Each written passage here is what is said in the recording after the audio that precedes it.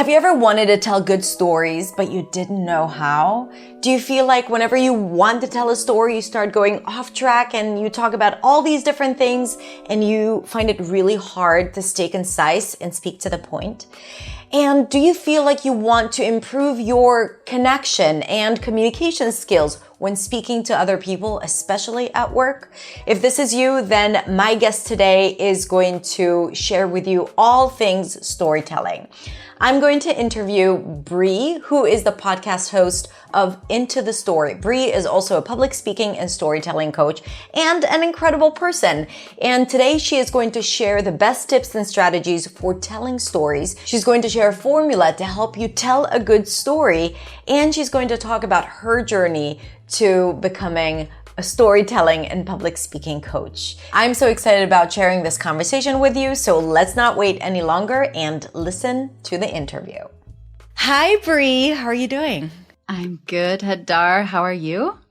I'm good. Thank you so much for joining me on the podcast. So just to tell people how I got to know you, one of my community members inside Beyond, Mary, she contacted me one day. She was like, I got the most incredible person to come for an interview inside Beyond. She creates these sessions around women and leadership. And she reached out to you because she's a podcast listener and to your podcast, of course. And she was like, I love her. She's so great. And I was able to bring her to the community. And then she was working on this interview and it was such a huge success. So after that, I was like, oh, this, Bree, I have to get to know her. And we were in contact and I'm so happy about it. So thank you so much for now coming on the podcast. Of course. And sharing your story. Of course. I remember getting that email from Mary. She's so sweet and telling me about the community. It was so fun. Yeah, how was it was a good experience for you as well? Yeah, it was the experience of going to the community, Hadar. This sounds so cliche, but it was best vibes ever. Everyone there was so kind. And when I finished, sometimes when you're speaking or recording, it's really draining. And it was the opposite. I was like, I got so much from that. It was so nice. And Mary's just such a lovely person. So anyways, here we are. Thank you. Thank you for coming. So your podcast revolves around storytelling. And this is what I want to talk about today because I know this is such an interesting topic to discuss, especially when communicating in a second language. And we're going to unpack all of that today. But I feel like when I think of storytelling, I think one, kind of what a beautiful way to connect and communicate. But also on the other hand, there's something triggering about it and very scary. How do I tell good stories? I'm not a storyteller. I have all these thoughts coming up, even about myself, right? I don't want to overwhelm. Am I telling too many stories or not enough stories? And how do I do it right? And what is storytelling to begin with? Is it being able to write a novel, or is it just being able to tell a joke? I feel there is so much that goes into that big topic of storytelling. So what is storytelling, Bree? What is storytelling? I think that calling oneself a storyteller feels very grandiose. There are very few people that would probably call themselves storytellers. So I think it's completely normal. And I think that with storytelling, people often think it means performing and or sharing something very private or at least very personal. Okay. So a story isn't like a confession, right? This is not something where you're divulging, you're giving personal information about yourself necessarily. What storytelling is describing a moment of change. Okay, so it's when something or someone shifts in understanding, in a feeling, in a perspective, for example. And that's what makes a story powerful. Okay. And I don't actually think of a story necessarily as an art type. What I think of it as more a structure for meaning, like a vehicle for meaning. So It communicates information in a memorable and repeatable but simple way. So it communicates information. I'm just going to repeat that in a memorable and repeatable way. And simple, ideally. Okay, we can get a little bit more to that later. But I would say that it's not always going to be personal. There are many moments when you want to, for example, tell a story about a data point that you're giving. Mm-hmm. Okay. Something that we can all agree could be very boring. Exactly. So 85% of professional success is more dependent on soft skills like communication than hard skills like, technical skills. Okay, this is a stat that came from Harvard Business School a long time ago. This is a real stat. Yeah. And instead of saying it in a stat, you could say it in a story or explaining it in a certain way that would make it more relevant to the person. Does that make sense? How would you do that then? So let's say that is the piece of data that you have to convey. Yeah. So I had a client that works in a European company, and they are doing a lot of mergers. So they are buying companies and merging them into his company, basically. Mm-hmm. And he was going to be speaking to 80 of the leaders from that company. And he needs to basically tell them, we are going to rebrand all of your companies, and it's now going to be the name of my company. Okay, that's basically the data point. Okay. It's a difficult thing to say. Yeah, and this is a person who is a very good communicator. When I say good communicator, I mean this person communicates very clearly. But I knew that this speech needed to be something personal, or I believed it needed to be something personal. He really resisted, but I convinced him and helped him structure a talk where he was going to use a personal story. And that personal story went a little bit like this.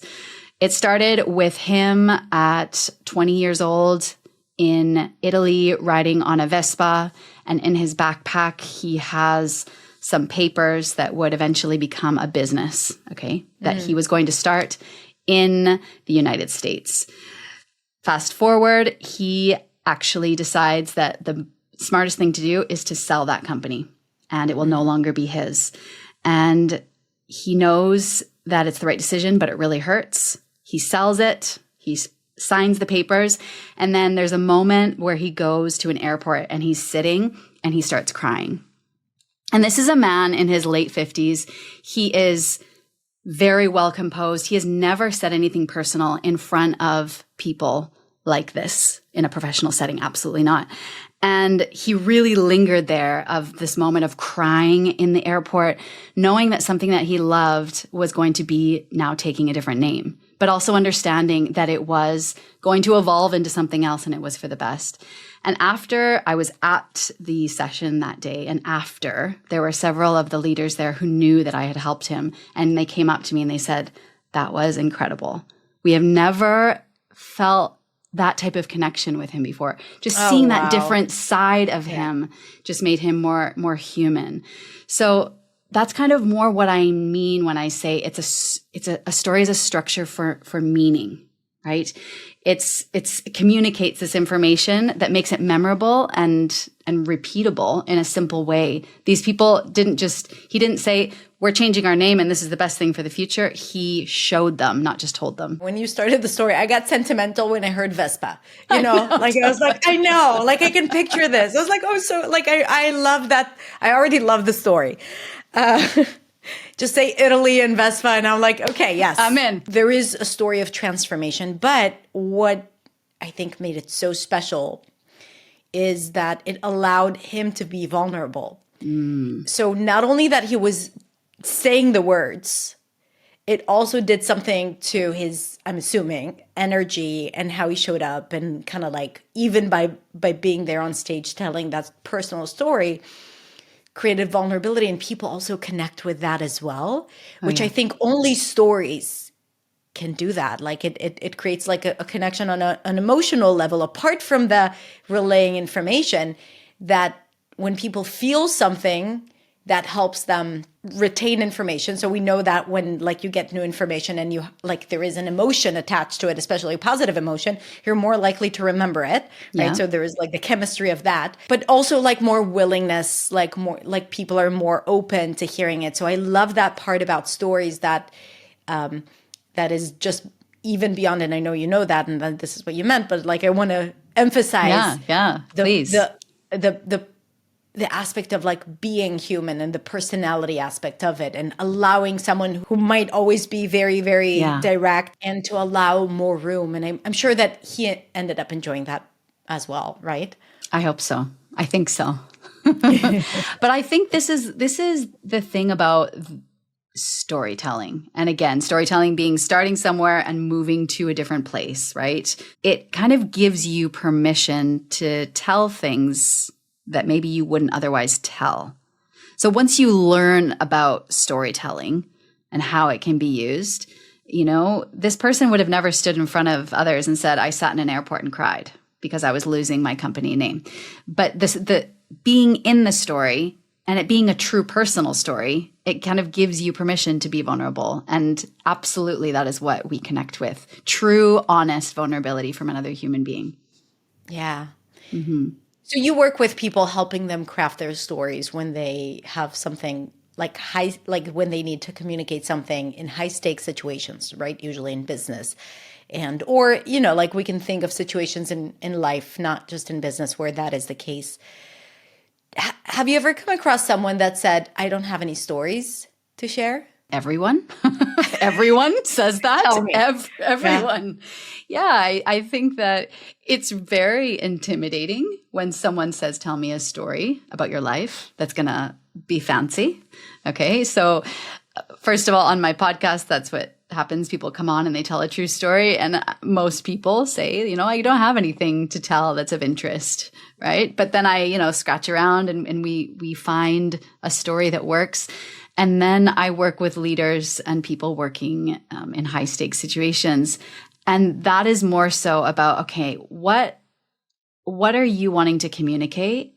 And let's find a story. Because certainly there's a moment in your past that absolutely helps illustrate this. And in that way, maybe storytelling in the consulting work that I do with leaders sounds a bit false. But it's really not, because it's simply most of us are not aware. We're not actually keeping a log of the things that happen to us. But once you actually do start doing that, which is what a person called Matthew Dix, he recommends doing, is actually keeping a log of story-worthy moments in your life, you start seeing, oh, wait, wow, that experience actually really nicely kind of shows this kind of point that could be relevant to these people. Or if you are like me and you're giving a lot of workshops and you're wanting to communicate a point, you kind of just start thinking about those moments, you know, and you kind of let your mind go and you think about what's happened to me that could be relevant to this exact thing. So I think it's normal to feel like you don't have stories, but it's more finding them. It's more having an eye for them. Right. Yeah. I didn't know that was a method, but like, I remember that there was a point where when I started writing my newsletter and when I first started creating content, I would track, like I would have my notes on the phone. And every time I would remember an experience that I had, I would start writing it. Because every time I would sit down to write the newsletter, I'd be like, I don't know what to write about. Yeah. So I would have like this bank of ideas and stories based on my experience that would come up in my day-to-day life, but then it's not relevant, so that it would be accessible. So I love that. So about telling stories, I think that when I talk to my students and I know like a big pain point is like I love telling stories. I want to tell stories, but it's really hard to stay concise, right? It's really hard because they feel like they start and then they go off on a tangent and talk about all these unnecessary details. What is the most important part in a story, that if you were to keep the core of a good story, what would it be? And how else would you structure a good story? This is the absolute essence of being a good storyteller. It's not knowing what to say. It's knowing like all of the stuff to not say. Oh, that's good. In the end. Like what not to say. Wait, Exactly. I'm going to say it again. What not to say. That's good storytelling.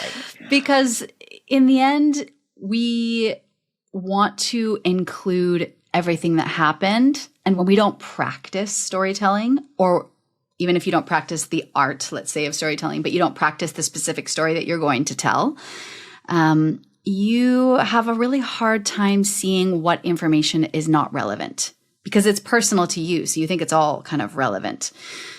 So a good practice is think about your story and then start as absolutely close to the end as you can. Okay. And usually what this is going to do is have you starting right in the action of the story. And you're basically just going to cut everything that happened before that. So you want to start as close to the end without, of course, cutting out the moment of transition. Okay. Now this moment of transition is what is the moment in your story where something changed for you or something changed for the main character. Now, this isn't necessarily going to be like a big grand thing. It's just going to be that this is the moment where there's a clear before and then a clear after. And then you go and you say what happened at the end. Like, what was the takeaway? What did you learn? What was the moral of your story? But here, you want to really avoid going on, okay? Once you've said the moral, then you stop there. Because really, your story itself is going to explain the meaning. You don't need to then explain it. It's like when you watch a movie, your mind is there watching the characters and you are constantly putting meaning onto the story and taking the lessons and applying it to your own life. At the end of the movie, you don't need the characters to say this, this, and this. This is what happened. And because that really kills the end of any good story. Yeah. Someone just really going back and telling you what you should feel or what you should learn and interpreting it. So just to repeat it, like just to kind of like see if I got it right. So you want to start as close as possible to the end of the story. Yes. Maybe ideally right before the moment of transformation, because you said a story is about transformation. So you want to also identify a moment of transformation, whether it's something that happened or a decision or something that made you change, right? Yeah. Like, am I right? Yes. And then you don't want to skip that part. And then you go into what happened right after, like what the aftermath. The aftermath of it. And then you want to stop. You don't want to over explain. No. You don't want to, you just say it as it is, and that's it. Exactly. But this is personal storytelling. Storytelling comes in a lot of different forms. If you're using a story in a speech, okay, it really depends where it is, what it's for. But let's say as a rule, a nice story would be, say, 2 minutes. Longer than that could feel a little bit drawn out. But depending if you're doing a story to kind of establish credibility and tell who you are, that could go maybe to 5 minutes. Okay. All of these things, it's really hard to put numbers on them. But in the end, you want to be concise. I love, love, love that. And also I use, in my programs and, when I recommend people on ways to build their fluency, I say like, make videos, talk about different things, tell stories. And I think that this is like what you're giving us here is really not like just a good strategy for telling good stories. Also an excellent way to practice English and practice your fluency and build confidence in sharing stories. And in a minute, we'll talk about storytelling specifically in a second language, because I think there is another aspect that doesn't go into storytelling in your first language. But before that, I wanted to ask you, would you recommend someone to tell a story in the present tense or in the past tense? There is nothing more powerful than starting a story in the present tense with a location and an action.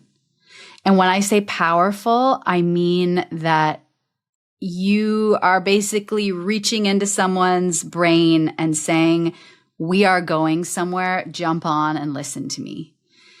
So if you feel comfortable, then absolutely the present tense. You know, you think of that story with the Vespa.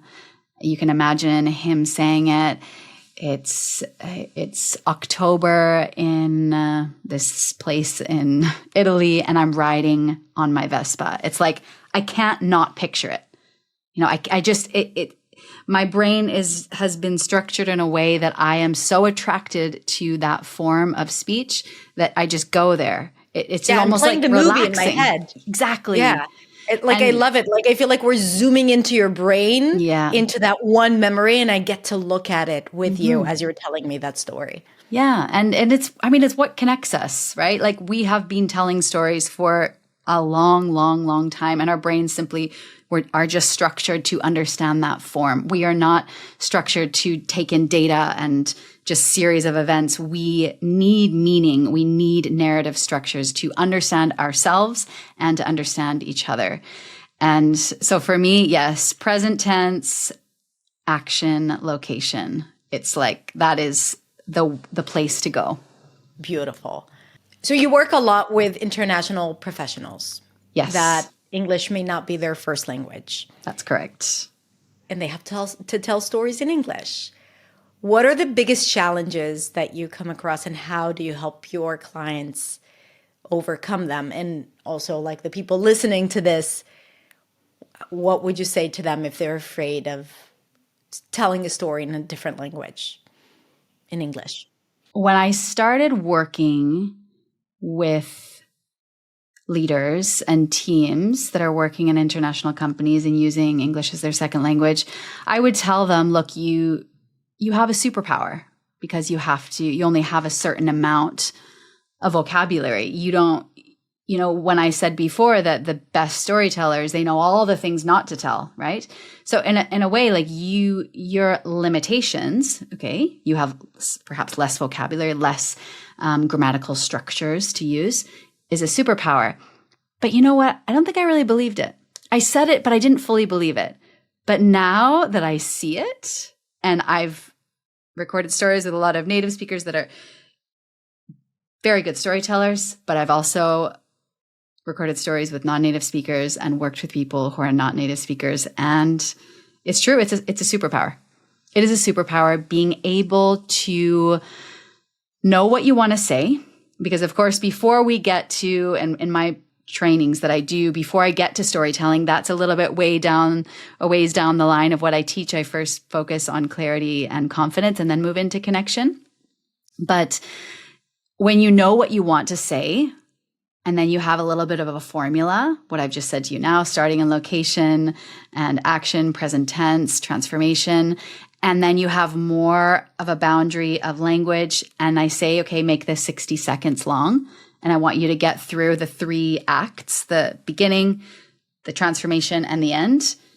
You can be a very powerful storyteller. And you're also focusing on explaining what's happening. You're not needing to use big words. In fact, you should be using smaller words. You should be using very direct formats. I don't want to hear passive sentences and conditionals. I want to hear present simple, and I want you to tell me what you were doing. So that's I think what I believe. There's something very freeing about it, because like when people think of good storytellers, you think like authors and people who might have a lot of experience with language, and you need fancy vocabulary. And I agree with you. You know, I once read this book. What's his name? The guy that created TED Talks, Anderson. I don't remember his name, but like I'm gonna link to it in the description, because I've read it, and like right at the start he says TED Talks should be spoken in a language that first graders should be able to understand. Like, you don't want to be too clever. You don't want complicated vocabulary, no fancy words. It's creating like detachment. And I think that this is, first of all, something that people need to know, that they don't need to go all fancy. Like the basic, simple, personal, direct, concise, present tense, transformation, like all the things that you said, like that's all you need. And also, like, let's talk a little bit about the mindset around being afraid of making mistakes and sounding not professional. And then that could take away, that focus could take away from the story. So what would you say to that, people who are afraid of making mistakes? I would say that you speak a language that's not your own. I speak a language that's not my own. Being okay with making mistakes is part of the game, okay? This is something that you have to be okay with. You need to get comfortable being uncomfortable. So that's like the language side of things. You will make mistakes. I still make mistakes. I've been speaking Spanish for 15 years, which is terrifying. And every once in a while, I will speak. And then like 5 minutes later, I'm done speaking and I'm like making my kids' snack, that afternoon. And I think, I used the subjunctive tense wrong. And you're like, and you feel a little bit, it's like this little tiny feeling of shame. It's like, but then immediately my, frontal cortex here is like, that is ridiculous. Like that is not important. Okay. So that's one thing. You will make mistakes. You will never have as perfect of grammar, as perfect of pronunciation, perhaps as a native speaker. That is not important at all. Specifically with stories, your intention is to connect with someone. And when I say connect with, I mean tell an honest, true story and show your humanity. And it's like an act of faith. You're like throwing something out there. It feels very scary, honestly, telling a story. You're throwing something out there into the universe and just trusting that it's going to connect to their heart and to their brain. Okay. And I know that can feel hard, but if you practice it actually, when you see the connection that it has and you see the results that it has, and then you keep practicing it, you really stop caring about perfection. You realize that like that is not where I want to focus my effort. I only have so much time in my life. I'm going to focus on connecting with human beings and not on some crazy standard of what I think I want to have in terms of fluency. Yeah, 1,000%. And also you gave us the best formula. Just use the present tense. Yeah, exactly. It's like the easiest tense, like no mistakes, right? That's it, solved. So speaking of stories, what is your story? Like what got you into storytelling and doing the work that you do? There's a story actually that I tell at the beginning of my signature workshop that I do right now, that I give to companies. And it's a story that begins with me as a little girl. I grew up in Western Canada, so that's the place with more mountains and lakes. We do not speak French. We only speak English, unfortunately. And I grew up as just a very curious kid, constantly asking questions. It was like a compulsion. I was always asking. And I remember this one day, I'm driving into the mountains with my dad, and it's just the two of us, which is unusual because I'm the youngest of three girls. So we were never alone together. And I was saying, how tall is that mountain? Why is the sky blue? Why do people sometimes say one thing but actually mean the other? And he was like, what is going on with this kid? And eventually that incessant curiosity led me to study at the University of Victoria, where I studied psychology. And I started working in a lab where we were helping people with autism communicate well. So we were actually helping them specifically understand facial and emotional recognition.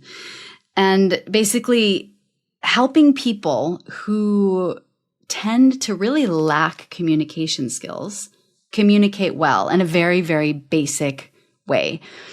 And that research and that work led me to eventually open a language school And then an intense interest in the art of storytelling led me to start a podcast where I would just invite people on because I loved hearing stories.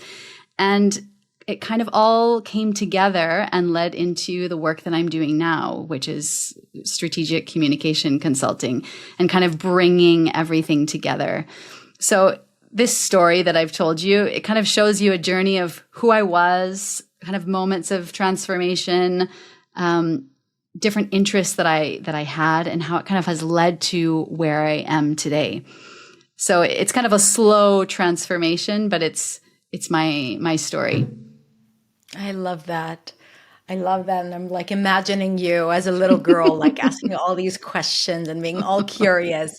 And I think you have to be curious about other people's stories to be able to Yes. kind of like dive into this world of storytelling. I love how simple you make it seem, like not such a huge lift, which always feels like that, I think, for people who are thinking about storytelling. Or it's like, no, it's not me. And I think that you're making it very accessible.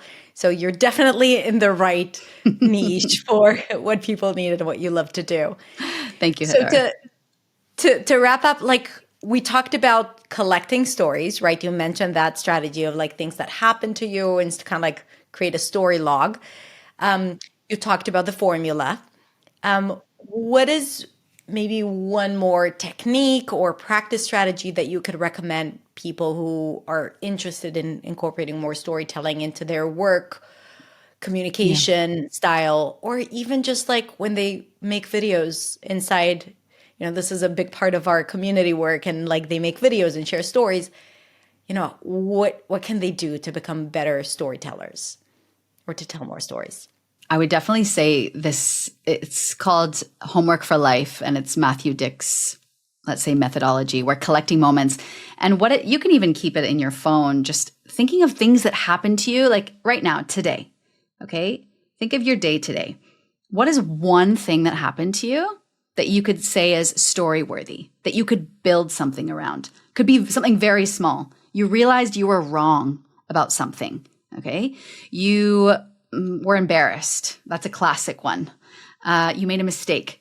So many of these things can be stories. And then take that moment. Okay. So that has to be the moment today. Don't go into the past. Let's just focus on today and practice telling it in front of the mirror or recording yourself as if you were telling your friend. Like you're describing a movie of yourself in that moment. And what you're doing is you're really focusing on images and emotion. You're not focused on wording. You're just kind of keeping the delivery natural. You want them to see what it looked like. And if you practice doing those things over and over, it will eventually start becoming easier and feeling more natural. And you can also spot the stories that are all around us. Everything is a story. You open the news, you're reading stories. It's not just data. They're creating the stories of people's lives or humanizing different things. So I think it starts with seeing them, and then it comes with practicing and not trying to be perfect, just trying to tell it as if you were telling a friend. Yeah, I love that. So good. Because there is something very not threatening about imagining that friend in front of you and being like, okay, like it doesn't have to, I don't have a large audience, or I don't have people judging me or evaluating me, which allows you to go into that simple, direct, vulnerable part Yeah. of you. Yeah. And know that it's hard for most people, that it is an act of faith telling it and just hoping that it will land. But try it today, choose something, tell yourself a story, and see how it goes. Before we go, like one last question. I'm sure that, like being a content creator, podcaster, business owner, speaking a second language, right? Like moving to a new country, like all of those things, like I'm sure you faced resistance and fear. Is there like a mantra or an affirmation that you used to say to yourself, or you say to yourself now to keep yourself on a healthy path and like doing the things that you want to do? Like, My My days are a collection of practices and mantras and strict routines. So I Love it. Share one. I think this year, now that this year is coming to a close when we're recording, what I want for my next year is what I'll say. And the mantra that I'm trying to move forward with, and that I'm also learning from you, Hadar, is do the best you can with what you have, put it out there, and move forward. It sounds very simple, but it actually, if you are constantly struggling, trying to make things perfect, sound perfect, be perfect, you stay stuck and your wheels are spinning, right? You're not moving forward. So in a way, I'm trying to minimize myself and minimize the work that I'm doing. It's not as important. It is important, but it's not as important as I'm making it. It's do the best you can with what you have next. That would be my mantra right now. Love it. Love it. And I think this can, like, so many people, even related to stories, can relate to that. It's kind of like, tell that story, do the best you can, move on to the next one. And, like, you learn from the experience, you learn from mistakes, you learn from the response, and then you do better. But if you stay and try to perfect every story or every piece of content or every conversation, then we have less impact. We're not prolific. And I think it's just holding us back. Absolutely. Yeah, that's great. You wrapped it up very nicely. Thank you so much for this conversation. I had so much fun. Thank you so much, Bree. And we're going to link to your podcast and your website in the description so people can find you. And maybe tell us, where can people find you? Yeah, they can find Into the Story wherever they listen to podcasts. And my website is intostory.com. Perfect. Thank you so much, Bree. Thank you, It was Hadar. a pleasure. Take care. Thank you.